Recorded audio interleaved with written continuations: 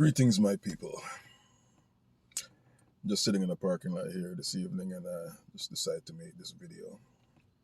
No, it's about something that's been on my mind for a little while. Um, it's a subject I'm kind of torn about Jamaica. So again, this is geared towards my Jamaican people in the diaspora and also, but mainly the Jamaicans living in Jamaica.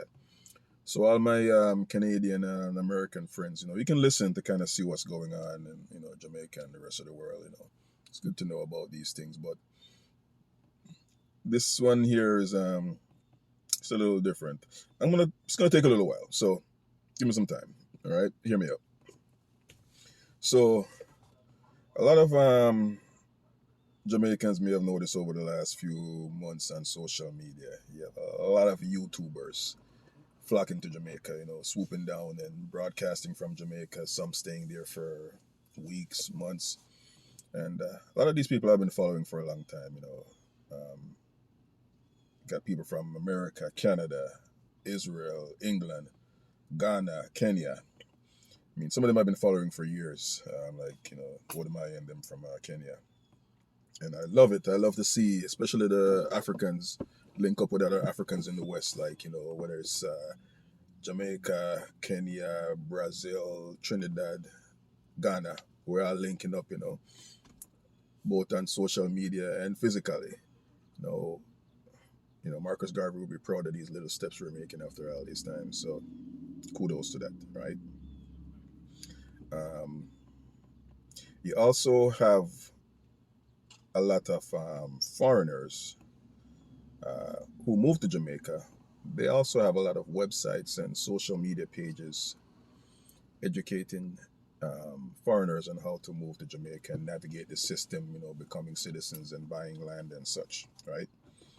Now the YouTubers, they're a whole different breed as far as what they're doing, and I know a lot of them, they love Jamaica generally, but a lot of it has to do with subscribers as well. And I see, because you know how we Jamaicans are, right? You tell us Jamaica is great and it's beautiful and it's this and it's that, and we love you. We're kind of like Donald Trump, right? Tell us we're great and we love you forever. So we spread the word, all the diaspora, we say, yeah, this person in Jamaica, and we spread it to England, America, Canada, and before you know it, that YouTuber got 1 million more subscribers because the content is good and we love it, right?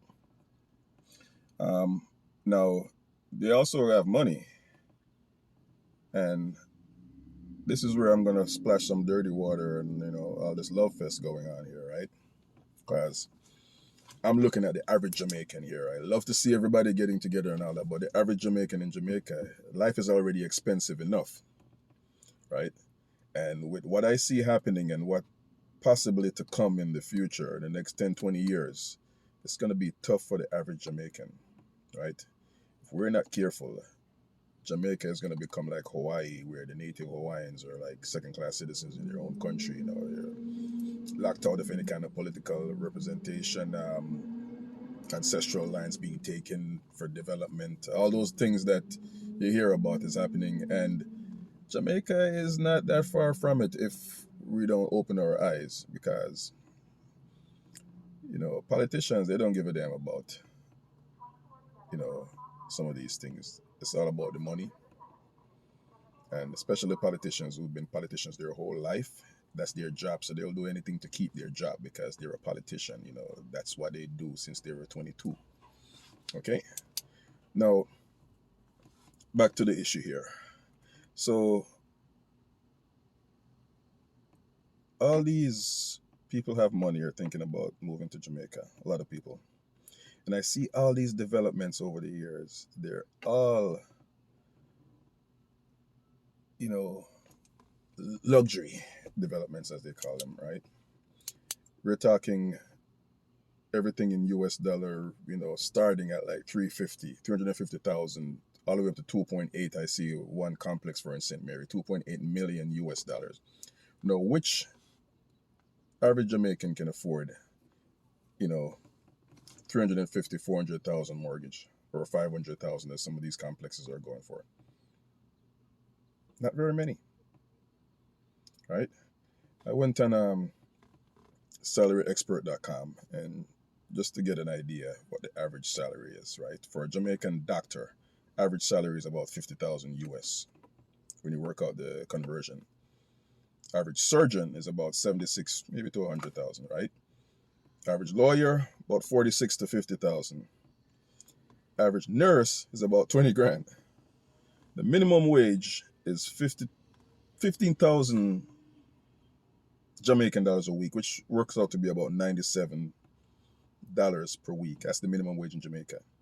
Now, when you look at the nurse salary, we know a lot of us living in the diaspora. We know a lot of Jamaican women or men these days to go into nursing because, or they came from Jamaica with their nursing degree. After all that schooling, if you're only going to make 20 grand, a lot of them just leave. That's where that brain drain, come from. Not just nurses, but a lot of other business people because they just couldn't make the money. Yet, home prices and land prices are skyrocketing. So who can really afford that? Who are they marketing it to? Right? Now, when I look at places like the say even the pinnacle that they're developing in Montego Bay there, where you see some of the prices of where they're starting out at 4, 5, 600,000 starting. Which Jamaican can afford that with those salaries I mentioned to you? And those are respectable professions, right? So I'm seeing it like, everything is geared towards foreigners coming in, right? Buying up these lands, probably stay there like, 1 or 2 weeks out of the year, okay? They just need to park this money somewhere or invest it, right? Now, when I say foreigners, as far as the buyers, I'm including Jamaicans in the diaspora as well, because a lot of them, live abroad. You may have $1 million in your 401k, or you got a business and, you're making good money. You can buy that house. Now, if you're not ready to retire yet, you probably, that house will probably be empty for most of the year, right? Or you probably run some Airbnb who, again, foreigners renting it. So the average Jamaican is still kind of left out. And like I said, life in Jamaica is expensive already, you know, from food to gas to everything else. With those salaries I mentioned there, who can really afford these properties? And when it comes to even basic access to things like, beaches and, water, when these foreigners buy up these properties, they come in with their money. They also come in with influence on these same politicians, to pass laws to, make things favorable to them, not the locals, right? So it's a tough one, right? Because, you know, I want to see the development, but at the same time,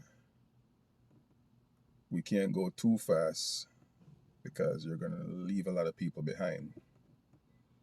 We can't go from third world to first world overnight. Majority of people are going to get left behind. And like, one of the lyrics of one of my favorite artists, Tanya Stevens, said, years ago, said, the rich man in their mansion think they're safe and secure until the problems of the poor come kick down your door. No, we're not there yet, but I see it as a real possibility in the future. Now, I may be overreacting, could be wrong. So if I'm wrong, you can, put it in the comments and, share your thoughts, right? Um, I hope I'm wrong. But I like to look at things from the other side of the street and say, hey, what's going on here? All these prices I'm seeing are out of the range of the average Jamaican. The kid going to university, finish school, working 10 years. A bank manager can't afford any of these properties. So, I'm sure we all drive around Jamaica in the last 30 years and see all these unfinished houses, with steel bars sticking up in the air because these banks scrutinize the average Jamaican more than they scrutinize the foreigners. It's hard for a Jamaican to get a loan to finish their house, so they have to build the house as they get the money. You build one room at a time. Hopefully you finish it before you die. But these complexes that are building, these prices, there was one development years ago. They're still around. Even their prices have gone up quite a bit. Remember Gore Development was very affordable. 100 grand get you into a 2-bedroom house. Not anymore. Price has gone way up. Salary hasn't. So what's going to happen to the average Jamaican when all these YouTubers, not just YouTubers, I keep saying YouTubers because I'm using them as the vehicle, because social media is spreading the word. So even the average person, say England, Germany, even, the Middle East, they want to live in a different place. Even if 1% of those people in those countries have the money, that's a lot of people. You look at small Jamaica, right? Everything is growing. Land ain't growing. Land is constant, right? So what's going to happen when they all decide to, hey, we're going to buy up some land in Jamaica, and it seems like politicians are making it easier and easier for them to get land versus the average Jamaican? So it's a tough one, right? I'm hoping that I'm wrong.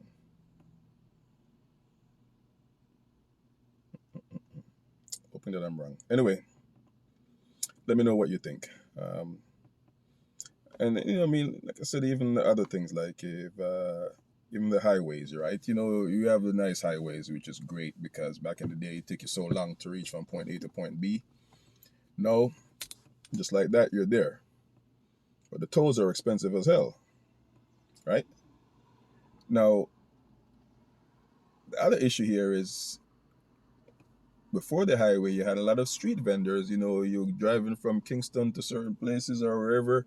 You stop on the road, you get some food, you get your jerk chicken, you get your coconut water, you get your, whatever. The highway bypass all those places.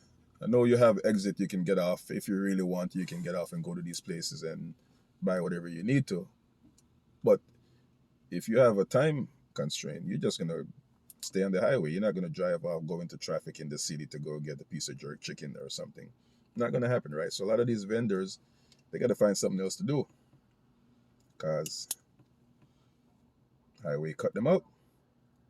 Now, like I said, I like to see the development, but